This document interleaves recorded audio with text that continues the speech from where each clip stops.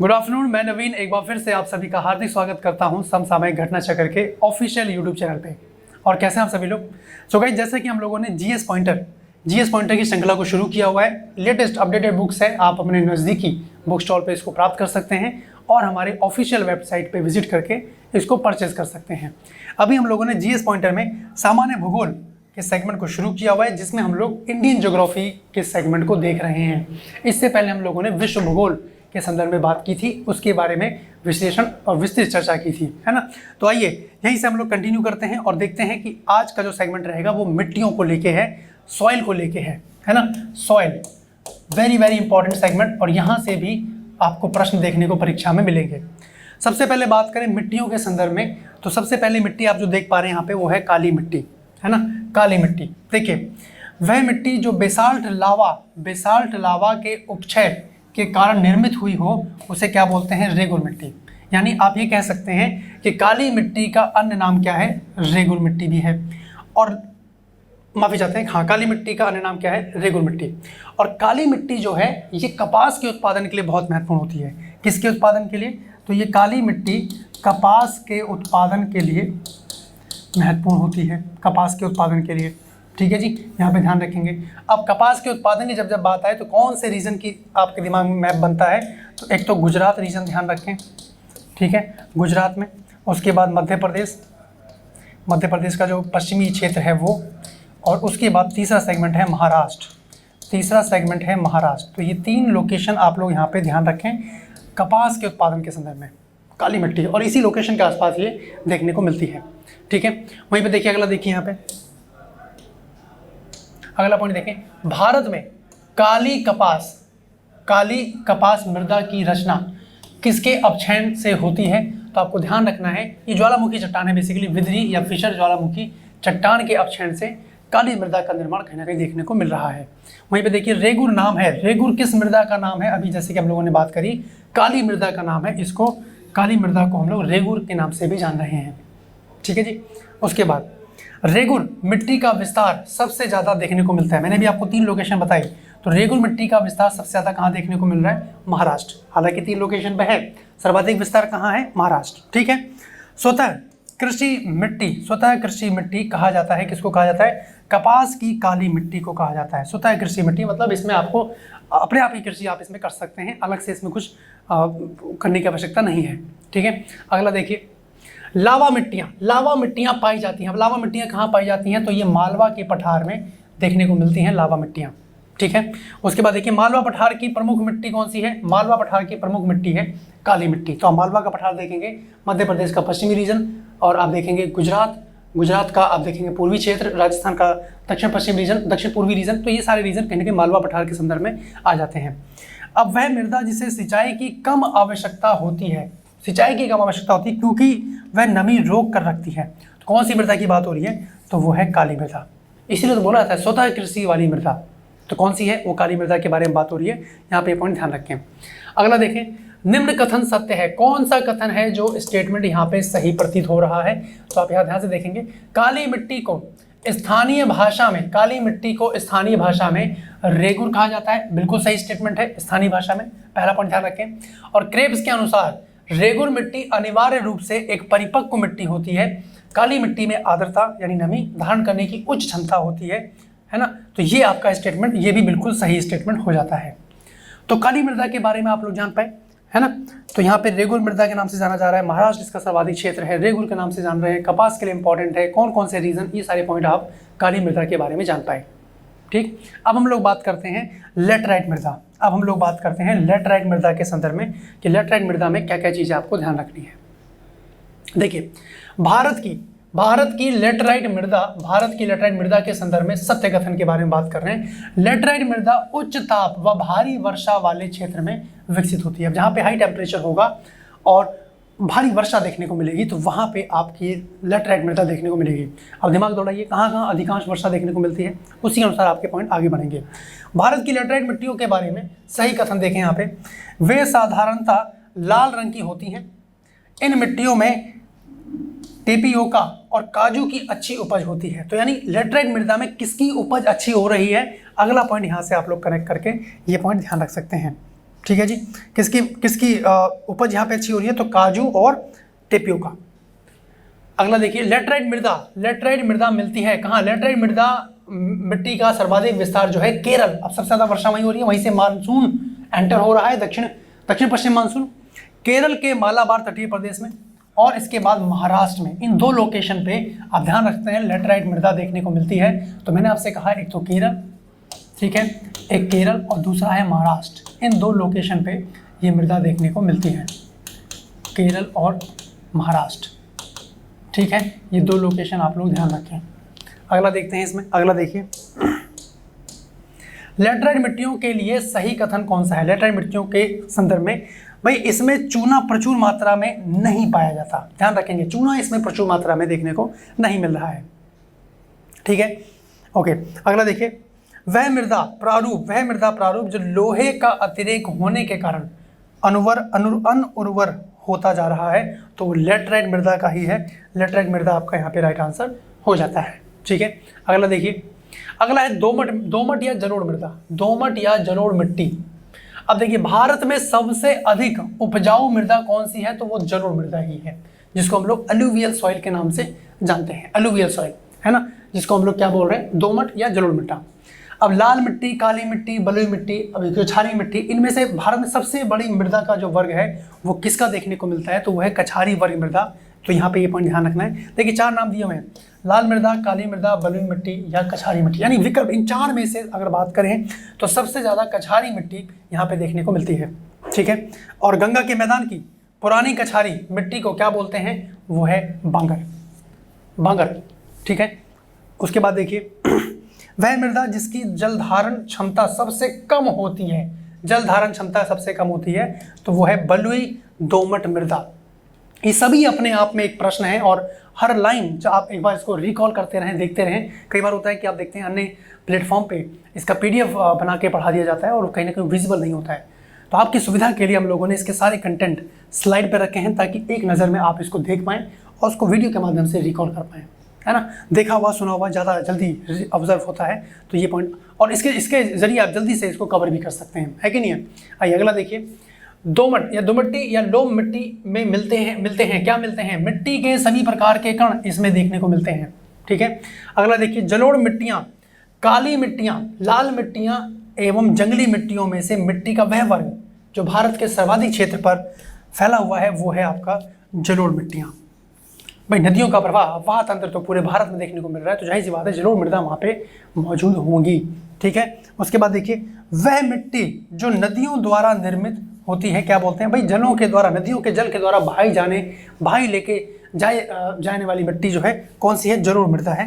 तो ये तो आप देखते ही पहचान सकते हैं, ठीक है। अगला देखिए, अब सत्य कथन आपसे पूछा जा रहा है, सही स्टेटमेंट कौन सा है? अब देखिए स्टेटमेंट क्या है, ये बिल्कुल सही स्टेटमेंट मेंशन किया गया है यहाँ पे। अब स्टेटमेंट की अगर हम लोग बात करें तो जलोढ़ मिट्टी भारत के कुल भूभाग के करीब 33.5% हिस्से में पाई जाती है, ठीक है। जलोढ़, देखिए पहला पॉइंट तो ध्यान रखें।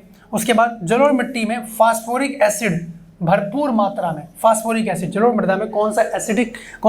फास्फोरिक एसिड प्रचुर मात्रा में पाया जाता है और यह मिट्टी उपजाऊ होती है। यानी पहला पॉइंट ये देखा आप लोगों ने स्टेटमेंट, दूसरा स्टेटमेंट ये देखा आप लोगों ने, और तीसरा स्टेटमेंट है यहाँ पे ये मृदा उपजाऊ होती है।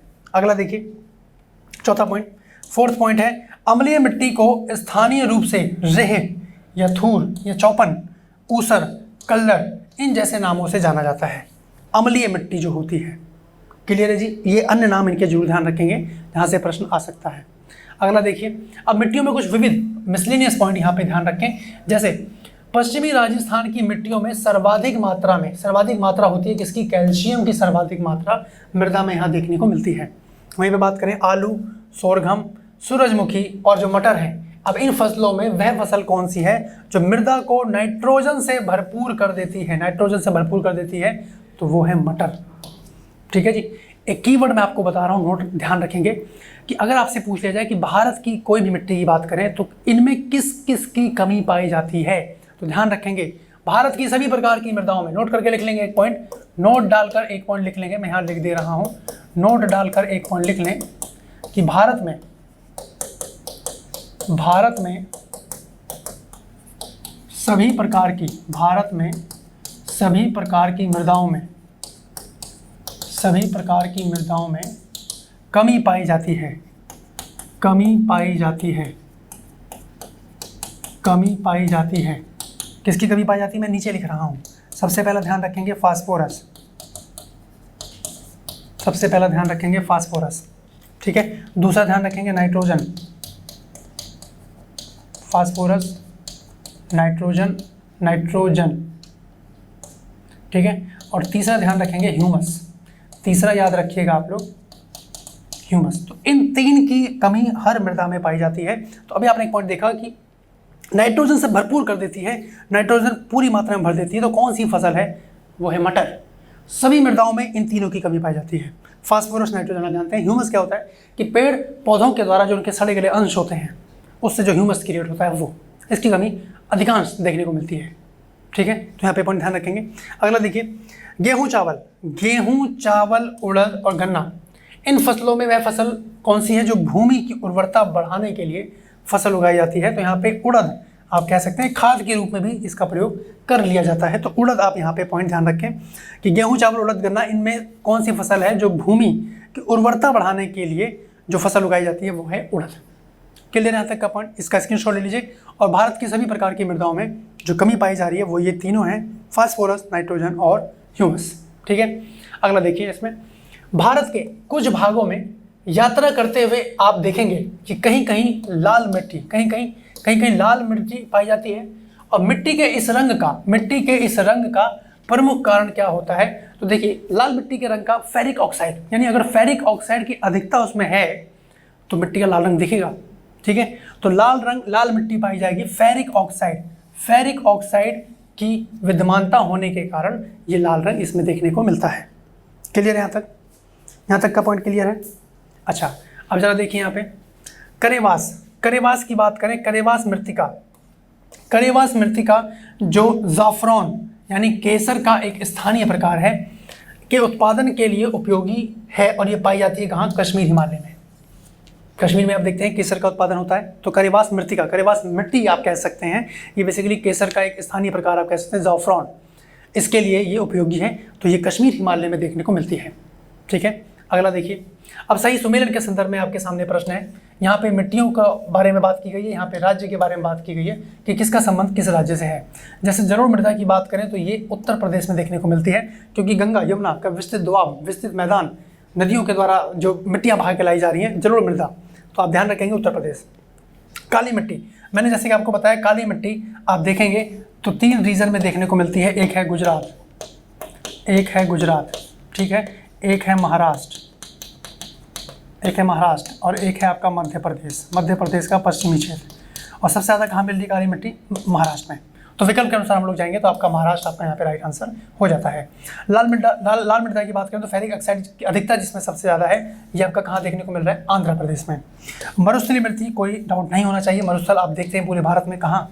राजस्थान में, रेगिस्तान है ना, तो ये यहीं पर देखने को मिलती है। इसका स्क्रीनशॉट ले लीजिए, एक तो आप इसका स्क्रीनशॉट ले लीजिएगा। अगला देखिए, अब है अम्लीय एवं क्षारीय मृदा। देखिए सामान्य फसलें उगाने के लिए उर्वर भूमि का जो तापमान होने की संभावना है वो कितनी है? 6 से 7 डिग्री टेम्परेचर होना चाहिए उर्वर भूमि के लिए, सामान्य फसल उगाने के लिए। उसके बाद तेजाबी मिट्टी को कृषि योग्य बनाने हेतु, कोई तेजाबी मिट्टी है तो उसको अगर कृषि योग्य बनाना है तो उसके लिए उपयोग किया जा सकता है। किसको उपयोग किया जा सकता है? तो चूने को उपयोग करते हैं, यानी लाइम, उस पर चूना आप देखते होंगे छिड़का दिया जाता है तो वो वहाँ पे उपजाऊ हो जाती है।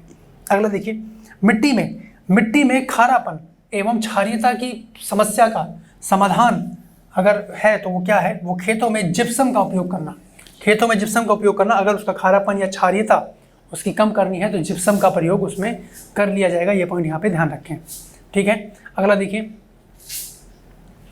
भारत में सर्वाधिक क्षारीय क्षेत्र पाया जाता है उत्तर प्रदेश राज्य में।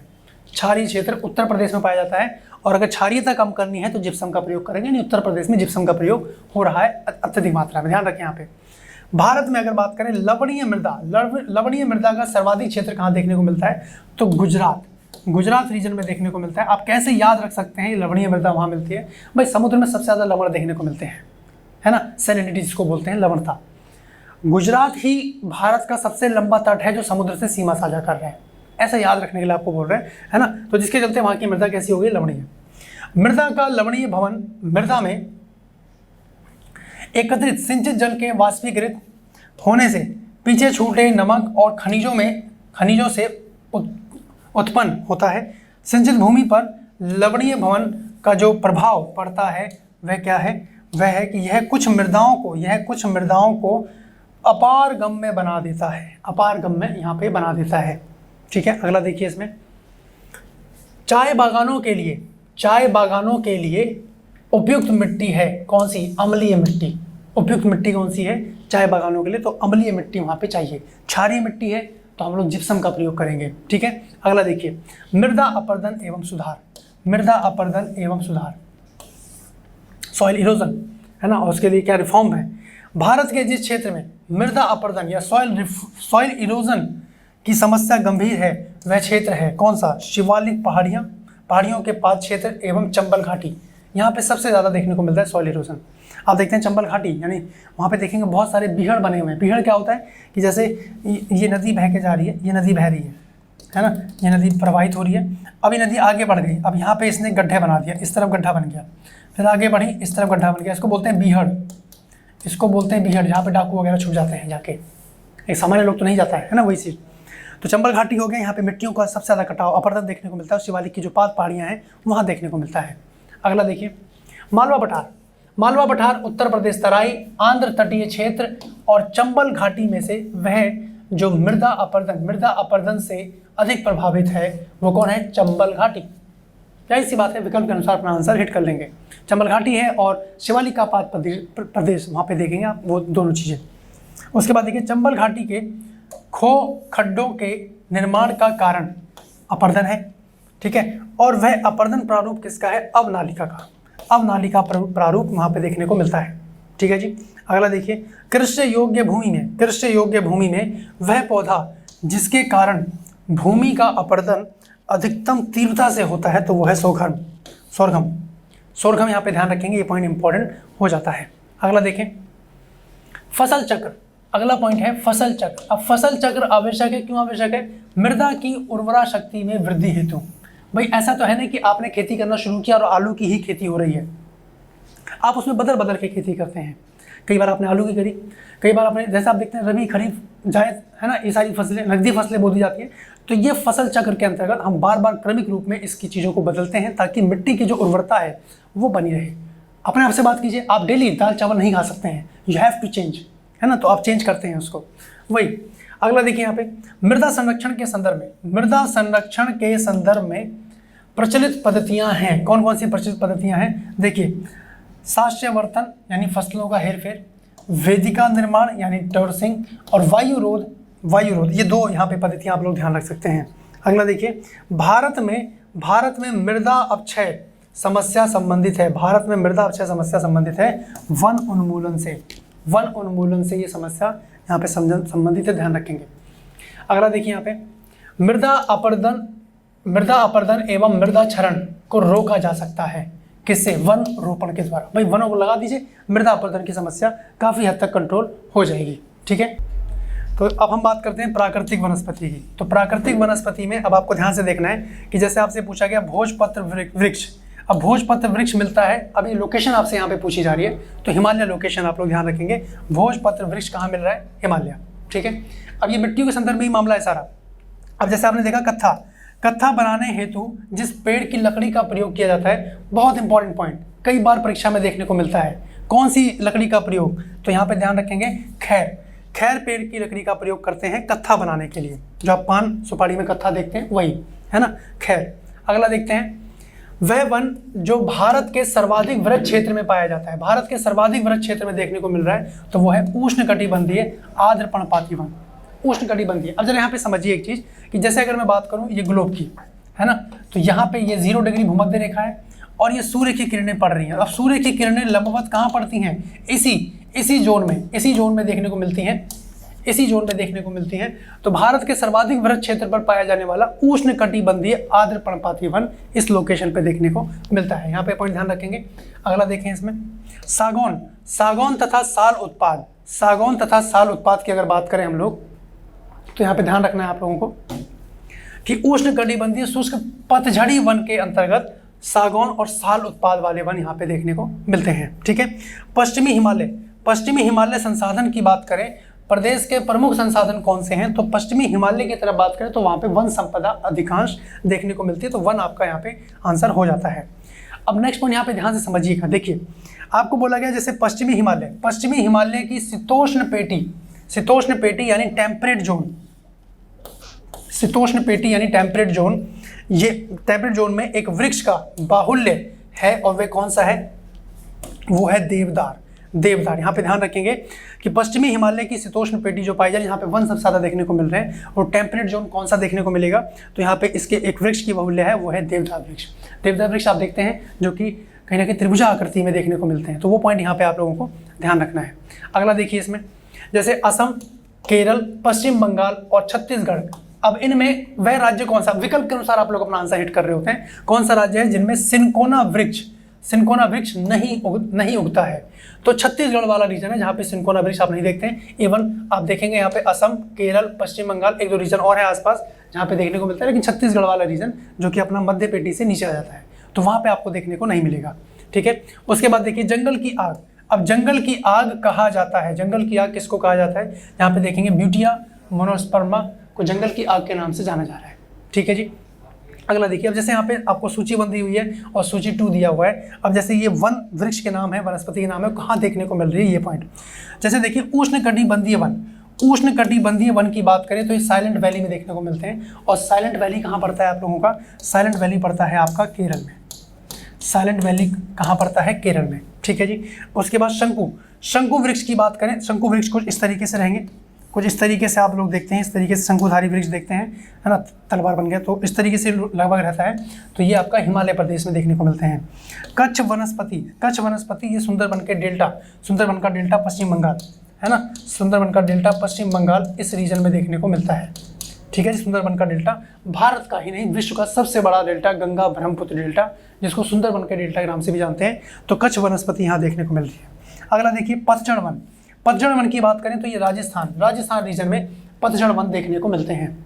अगला देखिए इसमें भारत में सागौन का वन सर्वाधिक पाया जाता है कहाँ, सागौन के वृक्ष सबसे ज़्यादा कहाँ देखने को मिलते हैं, तो वन एंड ओनली एक लोकेशन ध्यान रखेंगे, मध्य प्रदेश। कहाँ देखने को मिल रहा है, मध्य प्रदेश में सबसे ज़्यादा देखने को मिलते हैं। ठीक है। वहीं पे देखिए कटहल हो गया, गूलर है, आर्किड है, फर्न है। अब इनमें से कौन सा पौधा है जिसमें फूल नहीं होता है, तो वो आपका फर्न है, इसको ध्यान रखेंगे। यहाँ पे पुष्प नहीं देखने को मिलता है। ठीक है। यहीं पे अब जैसे आपसे एक प्रश्न आपके सामने आ जाए कि विश्व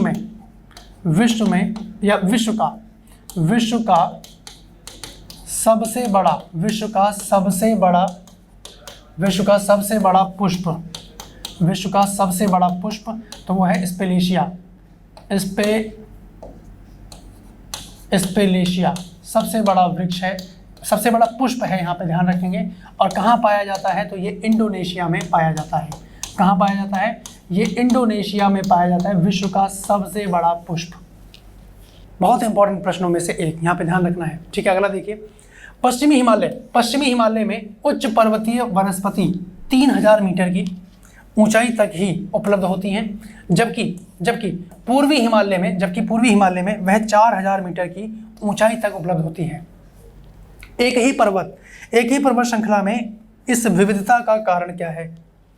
आप देखेंगे पश्चिमी में अलग देखने को मिल रहा है, पूर्वी में अलग देखने को मिल रहा है। ऐसा क्यों, क्योंकि पूर्वी हिमालय का जो भूमध्य रेखा और समुद्र तट इससे पश्चिमी हिमालय की अपेक्षा अधिक निकट होना, ये इसका रीज़न है जिसके कारण ये विविधता यहाँ पे देखने को मिलती है। ठीक है। अगला देखिए एंटीलोपो, ऑरिक्स और चीरू, इनके बीच क्या अंतर है। अब देखिए ऑरिक्स जो है ये गर्म शुष्क क्षेत्रों में रहने वाले अनुकूलित हैं, जबकि चीरू की बात करें तो ये ठंडे उच्च पर्वतीय घास के मैदान और जो अर्ध मरुस्थलीय क्षेत्रों में रहने के लिए यहाँ पे फेमस हैं। ठीक है जी, यहाँ पे पॉइंट ध्यान रखना है। अगला देखिए, लंबी जड़ों और नुकीले कांटों या शूल युक्त झाड़ियाँ कह सकते हैं और लघु वृक्षों वाले आरक्षित अवरुद्ध वन सामान्य रूप से पाए जाते हैं। कहाँ पाए जाते हैं? तो आपको ध्यान रखना है, पश्चिमी आंध्र प्रदेश में ये देखने को मिलते हैं। पश्चिमी आंध्र प्रदेश में ये देखने को मिलते हैं। अगला देखिए, देवदार, देवदार, चीड़, साल या फिर सागौन। अब इनमें से वह वृक्ष है जो समुद्र तल में सर्वाधिक ऊंचाई पर पाया जाता है। समुद्र तल में सर्वाधिक ऊंचाई पर पाया जाता है, वो है देवदार। देवदार के वृक्ष सर्वाधिक ऊंचाई पर देखने को मिलते हैं। केरल, मध्य प्रदेश, तमिलनाडु, कर्नाटक। अब इन राज्यों में वह राज्य है जिसके वनों का वर्गीकरण अगर बात करें तो वो अर्ध उष्ण कटिबंधीय रूप में देखने को मिलता है या किया जाता है। तो आपको ध्यान रख लेना है, वो है मध्य प्रदेश। ठीक है जी, तो मध्य प्रदेश आपका यहाँ पे राइट आंसर हो जाता है। इसका स्क्रीनशॉट लीजिए एक बार, इसका स्क्रीनशॉट ले लीजिएगा। अगला देखिए, महोगनी, महोगनी वृक्ष का मूल स्थान है उत्तरी एवं दक्षिणी अमेरिका के उष्ण कटिबंधीय क्षेत्र। यहाँ पे महोगनी के वृक्ष यहाँ पे देखने को मिलते हैं। ठीक है, अच्छा एक वनस्पति के संदर्भ में प्रश्न आपसे पूछना चाहता हूँ, कमेंट सेक्शन में बताइएगा। जो क्रिकेट बैट बनते हैं, आप देखते हैं जो क्रिकेटर खेलते हैं, क्रिकेट बैट ये कौन सी लकड़ी के बनते हैं? क्रिकेट बैट कौन सी लकड़ी के बनते हैं, ये आप लोग कमेंट सेक्शन में कमेंट करके बताइएगा। ठीक है जी, क्रिकेट के बैट आप देखते हैं लेदर की बॉल को वो आराम से स्मूथली चल रहा होता है। अगला देखें, इसमें सामाजिक वानिकी, सामाजिक वानिकी में प्रयुक्त बहुउद्देशीय वृक्ष का एक उदाहरण कौन सा देखने को मिलता है? वो है खेजड़ी, खेजड़ी वृक्ष। यहाँ पे ध्यान रखेंगे वाला पॉइंट। ठीक है, अगला देखिए, इसमें लीसा प्राप्त होता है, लीसा प्राप्त होता है। अब लीसा प्राप्त होता है किससे? चीड़ के वृक्षों से। वेरी इंपॉर्टेंट लाइन, छोटा सा प्रश्न आपके सामने आता है ये परीक्षा में। अगला देखिए, ओडिशा, महाराष्ट्र, मध्य प्रदेश, ये छत्तीसगढ़ में किस राज्य का सर्वाधिक क्षेत्र घने पतझड़ वाले जंगल से घिरा हुआ है? तो वो मध्य प्रदेश का रीजन है। ठीक है जी, मध्य प्रदेश का रीजन यहाँ पे देखने को मिलता है। अगला देखिए, अब हम बात करते हैं सिंचाई एवं नहरों की। सिंचाई एवं नहरों के संदर्भ में ध्यान रखना है कि अगर आपसे देखिए सिंचाई एवं नहरें, ठीक है, भारत में अगर बात की जाए सबसे ज़्यादा सिंचाई के लिए क्या इस्तेमाल किया जाता है? सर्वाधिक सिंचाई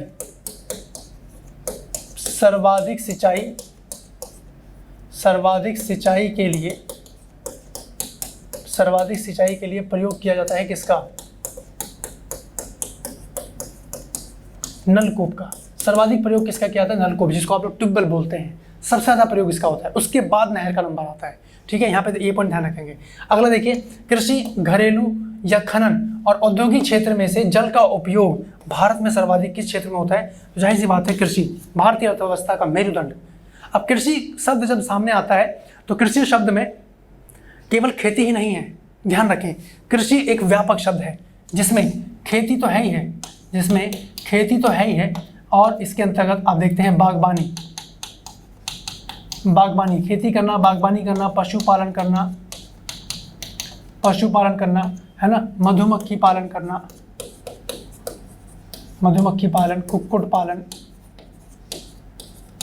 कुक्कुट पालन आदि कई सारे सेगमेंट इसके अंतर्गत आते हैं, कृषि क्षेत्र के अंतर्गत। तभी तो हमने कहा कि जल का उपयोग सर्वाधिक किस में होता है? तो कृषि में होता है। ये पॉइंट यहाँ पे ध्यान रखेंगे। अगला देखिए, चंबल नहर सिंचाई परियोजना संबंधित है किससे? यमुना बेसिन से। चंबल नदी जो कि यमुना की सहायक नदी है, तो चंबल नदी जो यमुना नदी बेसिन है वो वहीं पे चंबल नहर सिंचाई परियोजना का निर्माण किया गया है। अगला देखिए, यहाँ पे अब आपके सामने सही सुमेलन के संदर्भ में प्रश्न है। सही सुमेलन आपको देखना है, जैसे घाट प्रभा नहर परियोजना। अब ये कहाँ पे है? ये आपके सामने सुमेलन करना होता है। जैसे अब यहाँ ध्यान रखें, ये कर्नाटक में है घाट प्रभा परियोजना।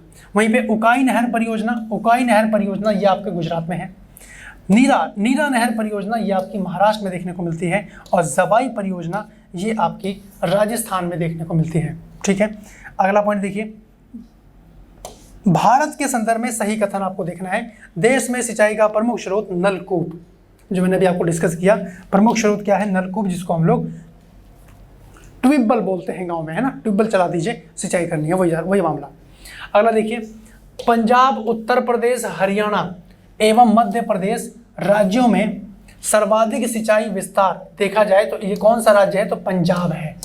पंजाब, आपने सुना है भारत में हरित क्रांति आई, है ना। अब जरा एक चीज समझिए यहाँ पे इंपॉर्टेंट, हरित क्रांति के संदर्भ में हरित क्रांति के संदर्भ में ध्यान से समझें कि अगर हम लोग बात करें विश्व स्तर पे कि विश्व में हरित क्रांति के जनक, विश्व में हरित क्रांति के जनक तो कौन है, तो नाम ध्यान रखना है आप लोगों को। विश्व में हरित क्रांति के जनक कौन है, तो यहाँ पे नाम ध्यान रखना है। अभी बात करते हैं इनके बारे में, अभी एकदम से रिकॉल नहीं हो पा रहा है। भारत की अगर बात करें, भारत में हरित क्रांति के जनक, भारत में हरित क्रांति के जनक ये कौन है, दो नाम है ना। तो अगर इनकी बात करें तो यहाँ पे आपको ध्यान रखना है नॉर्मन ई बोरलॉग। क्या नाम है, नॉर्मन ई बोरलॉग। और भारत में नॉर्मन ई बोरलॉग, और भारत में बात करें तो doctor M S Swaminathan, doctor M S Swaminathan. ठीक है जी, एक पॉइंट यहाँ पे ध्यान रखेंगे, डॉक्टर एम एस स्वामीनाथन। वहीं पर अगर बात करें कि भारत में जो कृषि हरित क्रांति आई, जाहिर सी बात है हरित क्रांति का मतलब है कि एक व्यापक स्तर पे बदलाव, और ये खाद्यान्न फसलों को लेके था, और ये किसके लिए था, उच्च किस्म के बीजों को लेके, उच्च किस्म के बीजों को लेके था। अब इसमें उच्च किस्म के बीज टॉप नंबर पे रहा इसमें गेहूं, और दूसरे नंबर पे इसमें आप चावल रखेंगे। टॉप नंबर पे गेहूं, दूसरे नंबर पे चावल। और जब उच्च किस्म के बीजों की बात आई इस्तेमाल करने की, तो इनके लिए हमें चाहिए प्रचुर मात्रा में सिंचाई व्यवस्था। ठीक है, सिंचाई व्यवस्था। अब आप देखेंगे यहाँ पे कि पंजाब, उत्तर प्रदेश, हरियाणा, मध्य प्रदेश राज्यों में सर्वाधिक सिंचाई विस्तार पंजाब। तो कहाँ से शुरू हुई हरित क्रांति, यहाँ से आप लोग कनेक्ट कर सकते हैं। तो हरित क्रांति की शुरुआत भारत में हरित क्रांति की शुरुआत, हरित क्रांति की शुरुआत कहाँ से हो रही है, हरित क्रांति की शुरुआत कहाँ से हो रही है, तो ध्यान रखना है पंजाब। ठीक है जी, उसके बाद फिर रीजन आगे बढ़ते चले गए, हरियाणा आ गया, फिर फाइनली आगे चल के उत्तर प्रदेश आया, और है ना, ये सारे रीजन यहाँ पे देखने को मिलते हैं। तो हरित क्रांति के संदर्भ में इतने पॉइंट मैं चाहूँगा एटलीस्ट आप लोग ध्यान रखें। पहला नंबर क्या है, गेहूँ, दूसरे नंबर पे आपका चावल। चलिए, धान जिसको बोल रहे हैं, मैं इरेज कर रहा हूँ इसको, स्क्रीनशॉट ले लीजिए इसका, इसको नोट कर लीजिएगा। ये एम एस स्वामीनाथन है। ठीक है, चलिए आगे बढ़ते हैं इसमें। अगला देखिए इसमें सूक्ष्म, अगला पॉइंट है सूक्ष्म सिंचाई की पद्धति। सूक्ष्म सिंचाई की पद्धति के संदर्भ में कौन सा कथन सही है, ये आपके प्रश्न पूछा गया है। सूक्ष्म सिंचाई की बात हो रही है, तो मृदा से उर्वरक पोषक हानि कम की जा सकती है। ठीक है जी, ये सही स्टेटमेंट है। और इससे कुछ कृषि क्षेत्रों में भौम जल स्तर को कम होने से रोका जा सकता है। सूक्ष्म सिंचाई पद्धति का जो फायदा है वो ये है कि जितने भी पोषक उर्वरक तत्व हैं उनकी हानि को कम किया जा सकता है, और इसमें कुछ कृषि क्षेत्रों में भौम जल स्तर के कम होने से उसको रोका जा सकता है। ठीक है, अगला देखिए, भारत के राज्यों का सिंचाई के लिए उपलब्ध भूतल जल संसाधनों की दृष्टि से अवरोही क्रम आपसे पूछा जा रहा है। इसका सही क्रम क्या है वो ये। तो सबसे पहले बात करें, उत्तर प्रदेश नंबर 1 पे है, महाराष्ट्र, और फिर पश्चिम बंगाल, और फिर आपका असम सामने आ जाता है। ठीक है, अगला देखिए, भारत में माला नहर तंत्र, जिसको गारलैंड कैनल सिस्टम बोलते हैं, very important point, very important point guys, ध्यान रखेंगे। माला नहर तंत्र यानी गारलैंड कैनल सिस्टम, इसको प्रस्तावित किया था, किसने प्रस्तावित किया था, तो दिनशा जे दस्तूर ने इसको प्रस्तावित किया था। अगला देखिए, दक्षिण भारत की बात करें तो दक्षिण भारत में सिंचाई व्यवस्था का अग्रदूत किसे का माना जाता है, सिंचाई व्यवस्था का अग्रदूत, तो वो है सर आर्थर कॉटन को इनका अग्रदूत माना जाता है। ये नाम यहाँ पे ध्यान रखने हैं। अगला देखिए, भारत की सिंचाई क्षमता का सर्वाधिक भाग पूरा होता है लघु एवं वृहद परियोजनाओं से। ठीक है जी, लघु एवं वृहद परियोजनाएं आप लाइए, उसके बाद सर्वाधिक भाग हम लोग पूरा कर पाएंगे सिंचाई को लेके। सही स्टेटमेंट क्लियर है। अगला देखिए, शारदा सहायक समादेश विकास परियोजना के मुख्य लक्ष्य क्या रहे हैं, तो कृषि उत्पादन बढ़ाना, बहुफसलीय खेती द्वारा भूमि उपयोग के प्रारूप को बदलना, और भू प्रबंधन का सुधार करना। ये सभी कहीं ना कहीं इसके अंतर्गत आ जाते हैं। ठीक है, अगला देखें इसमें, निचली गंगा नहर की बात करें तो इसका उद्गम स्थल है नरौरा बुलंदशहर में पड़ता है गाइस। एकमात्र परमाणु संयंत्र भारत में उत्तर प्रदेश में कहाँ है, नरौरा। उत्तर प्रदेश का एकमात्र, यहाँ पे मैं मेंशन कर दे रहा हूँ, उत्तर प्रदेश का एकमात्र उत्तर प्रदेश का एकमात्र परमाणु संयंत्र, एकमात्र परमाणु संयंत्र आपको ध्यान रखना है कहाँ बना है, उत्तर प्रदेश के नरोरा में, और नरोरा कहाँ है, बुलंदशहर में। क्लियर है यहाँ तक। अगला देखिए, अगला है हरियाली। हरियाली एक नई योजना है, हरियाली एक नई योजना है किस चीज़ को लेके, जल संग्रहण से संबंधित विकास योजना एवं वृक्षारोपण के लिए है।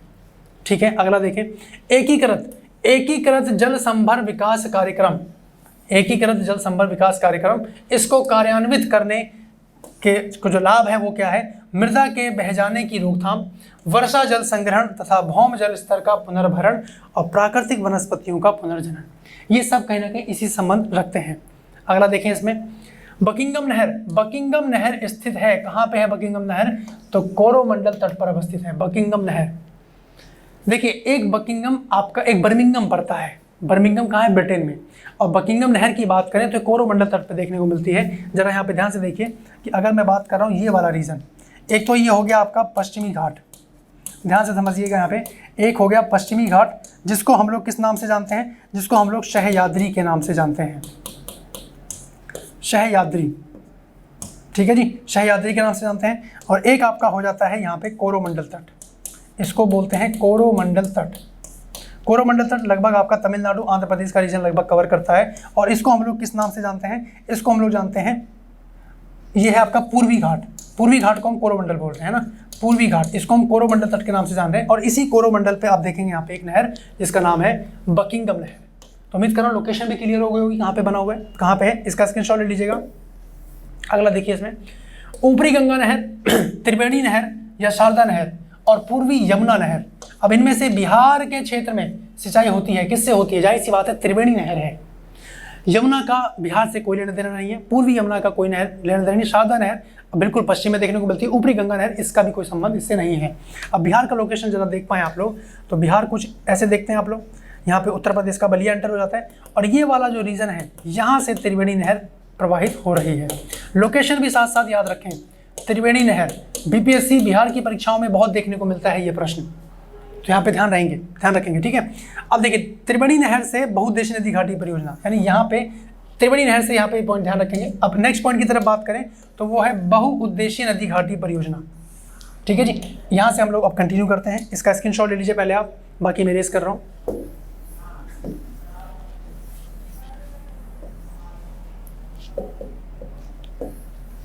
देखिए, अब यहाँ पे आपको क्या ध्यान रखना है, बहुउद्देशीय नदी घाटी परियोजना ये लाई क्यों जाती हैं, कई सारे उद्देश्यों की पूर्ति के लिए।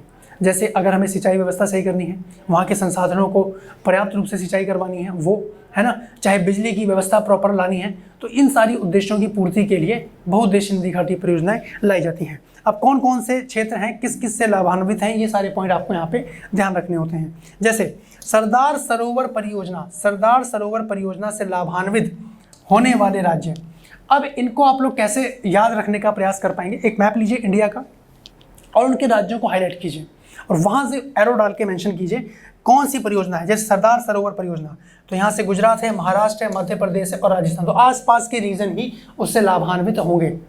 ठीक है जी, तो ऐसे आप लोग इसको कनेक्ट कर पाएंगे, यहाँ पे ध्यान रखें। अगला देखिए, जैसे सरदार सरोवर बांध बनाया गया कौन सी नदी पे बना है, तो ये नर्मदा नदी पे बनाया गया है।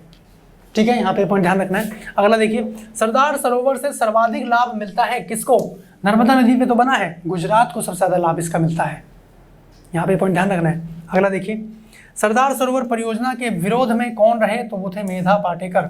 अब देखिए, सरदार सरोवर से 3-4 पॉइंट आपको ध्यान रखना है यहाँ पे, सरदार सरोवर बांध परियोजना। ठीक है जी, यहाँ पे ये पॉइंट ध्यान रखें। अगला देखिए, बरगी, ओंकारेश्वर, इंदिरा सागर, बाण सागर, अब इन सब बांधों में से कौन सा बांध है जो नर्मदा नदी पर नहीं बना हुआ है, तो बाण सागर नहीं बना है। बाण सागर किस पे बना है, सोन नदी पे बना हुआ है, जो कि गंगा नदी की सहायक नदी है।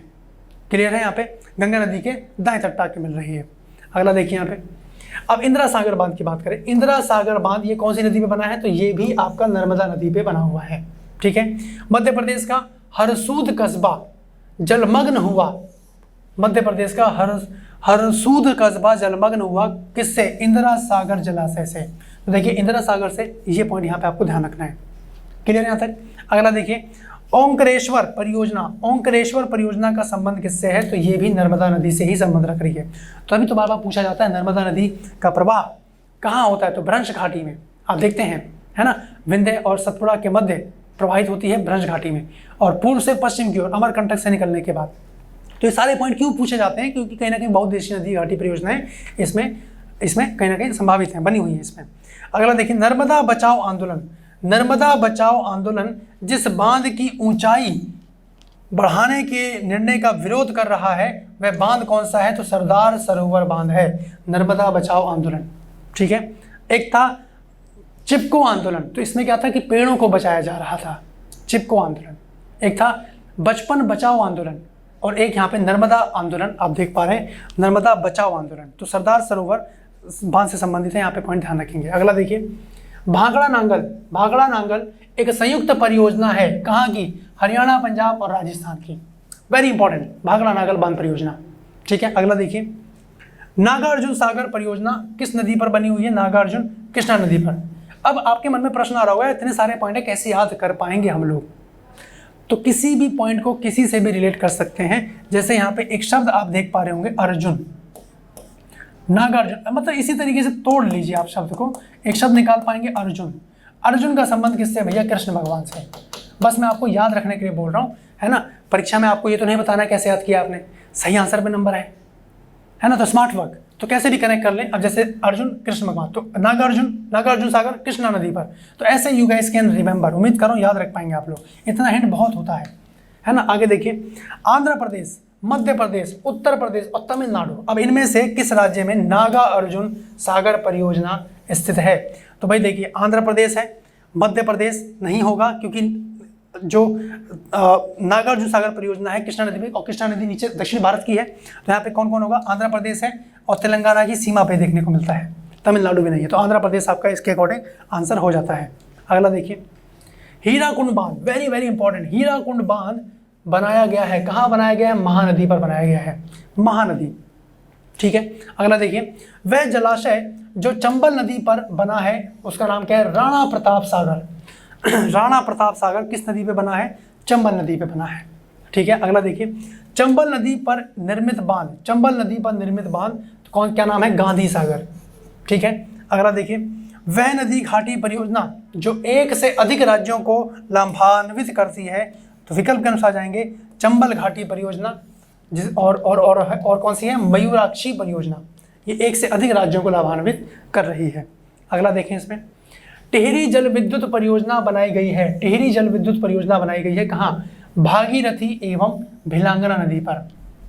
भागीरथी एवं भिलांगना नदी पर यह बनाई गई है। ठीक है। अगला देखें, मैथौन, बेल पहाड़ी, तिलैया बांध, अब ये कौन सी नदी पर है? तो ये बराका नदी पर है, और बराका नदी कहाँ बहती है? झारखंड में। ठीक है जी, यहाँ पे पॉइंट ध्यान रखेंगे। अगला देखिए, हिमाचल प्रदेश बांध, हिमाचल प्रदेश जो है बांध, हिमाचल प्रदेश बांध अब सतलज नदी पर बनाया जा रहा है, और इस बांध को बनाने का प्रमुख उद्देश्य क्या है? कि भाखड़ा बांध में आने वाले तलछट मिट्टी को रोकना, इसके लिए अलग से बांध का निर्माण कर दिया जा रहा है। ठीक है। अगला पॉइंट देखें, वह परियोजना जो भारत ने भूटान के सहयोग से बनाई है वो है चूका बांध परियोजना। चूका बांध परियोजना भूटान के सहयोग से ये बनाई है भारत ने, यहाँ पे पॉइंट ध्यान रखेंगे। अगला देखिए, तमिलनाडु, आंध्र प्रदेश, कर्नाटक, ये सारी संयुक्त परियोजना है कहाँ की? तेलुगु गंगा परियोजना की। ठीक है, यहाँ पे पॉइंट ध्यान रखें। अगला देखिए, मदुरै, मद्रास, बेंगलुरु और तिरुचिरापल्ली में से वह शहर जिसे तेलुगु गंगा परियोजना पेयजल प्रदान किया जाता है वो कहाँ पड़ता है? तो लोकेशन आपसे पूछी जा रही है, चेन्नई, यहाँ पे ध्यान रखेंगे। क्लियर है जी। अगला देखें, इसमें बहुउद्देशीय नदी घाटी परियोजनाओं को आधुनिक भारत के मंदिर कहा जाता है। कौन सी को कहा जाता है आधुनिक भारत के मंदिर? तो जवाहरलाल नेहरू, किसने कहा है ये आपसे पूछा गया है। बहुउद्देशीय नदी घाटी परियोजनाओं को आधुनिक भारत का मंदिर किसने कहा है? तो जवाहरलाल नेहरू, यहाँ पे नाम ध्यान रखेंगे। अगला देखिए, सही सुमेलन आपसे पूछा जाएगा। तो जैसे आपका मिदनापुर नहर ये कहाँ है? कंसावती नदी पे, है ना। तवा परियोजना ये तवा नदी पर है। उकाई बांध परियोजना तापी नदी पर बनी है, और खड़क वासला परियोजना ये मूथा नदी पर बनी है। यहाँ पे पॉइंट ध्यान रखें। अगला देखिए, कलपोंग, कलपोंग जल विद्युत परियोजना अवस्थित है, कहाँ अवस्थित है? अंडमान एवं निकोबार द्वीप समूह में। अंडमान एवं निकोबार द्वीप समूह में कलपोंग जल विद्युत परियोजना। ठीक है, अगला देखें, भारत में सबसे पुराना जल विद्युत स्टेशन, सबसे पुराना जल विद्युत स्टेशन कौन सा है? सिद्राबाग। सिद्राबाग यहाँ पे ध्यान रखना है आप लोगों को। अगला देखिए, भारत में जल विद्युत संयंत्र की स्थापना की गई कहाँ? दार्जिलिंग में। जल विद्युत संयंत्र की स्थापना कहाँ की गई है? दार्जिलिंग। ठीक है, अगला देखें, कालागढ़ बांध बना है कहाँ पे? रामगंगा नदी पर कालागढ़ बांध बना हुआ है। अगला देखिए, इसमें तवा परियोजना संबंधित है। होश है, पोंग बांध बनाया जा रहा है ब्यास नदी पर। पोंग बांध, ब्यास नदी, आप देखते हैं सप्त सिंधु प्रदेश वाला रीजन वहीं पे। मेजा बांध का निर्माण हुआ है कहाँ? कोठारी नदी पर, राजस्थान में। और तुलबुल परियोजना कहाँ है? झेलम नदी पर। तुलबुल परियोजना झेलम नदी पर बनी हुई है, ये पॉइंट यहाँ पे ध्यान रखेंगे।